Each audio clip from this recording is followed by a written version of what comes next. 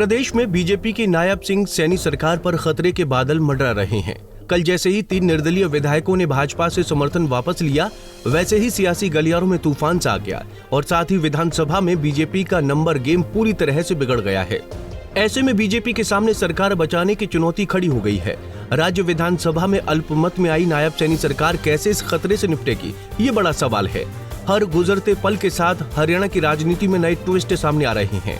आज कभी बीजेपी के साथ सरकार में भागीदारी रही जेजेपी ही अब उसका गेम बिगाड़ने में जुट गई है।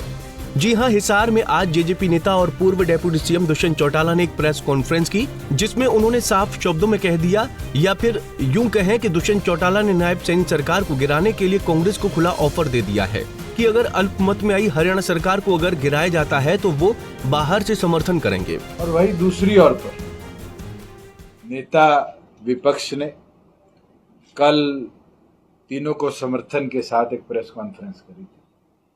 मैं उनको भी कहना चाहूंगा कि आज जो गणित बनता है, उस गणित के अंदर जब अल्पसंख्यक में सरकार है, अगर कदम उठाया जाए कि इस सरकार को ड्यूरिंग इलेक्शंस घेरा जाए, तो हम इस पर पूरी तौर पर विचार करेंगे कि बाहर से इस सरकार को घेरने के लिए उनका समर्थन करें। अब ये कांग्रेस को सोचना पड़ेगा कि क्या भारतीय जनता पार्टी की जो आज सरकार सत्ता में है, इसको घेरने के लिए वो कोई कदम उठाने का काम करेगा। सिर्फ इतना ही नहीं, दुष्यंत चौटाला ने कहा कि वो मांग करते हैं कि नैतिकता के दौर पर सीएम सैनी को इस्तीफा देना चाहिए। हरियाणा प्रदेश की सरकार जो मेजॉरिटी लेकर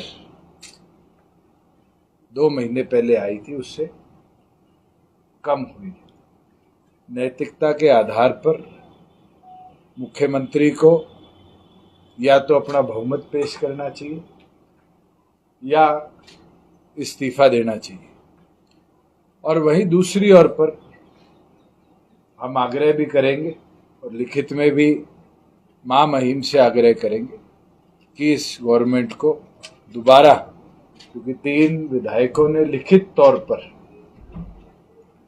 अपना इस्तीफा राज्यपाल को भेजा है, राज्यपाल भी सरकार को मेजॉरिटी प्रूव करने की डायरेक्शन दे, क्योंकि आज 2 विधायकों ने विधानसभा की मेंबरशिप से इस्तीफा दिया है। 88 एमएलएज आज हरियाणा विधानसभा के 3 गवर्नमेंट से समर्थन वापस कर चुके, 2 वो विधायक थे जो उस समय गवर्नमेंट के पास उनके समर्थन में थे। 5 विधायकों का कम होना सरकार के समर्थन से ये प्रूव कर देता है कि आज सिंपल मेजॉरिटी के आंकड़े से सरकार बाहर है।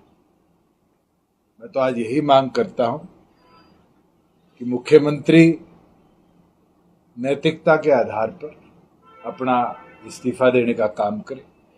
मैं कल मुख्यमंत्री का बयान किसी चैनल पे देख रहा था, जहां वो हंस कर ये कह रहे थे कि ये आज वहां कुछ लेने गए हैं, यहाँ कुछ लेके 4.5 साल बैठे थे, इसके बारे में भी वो बताने का काम।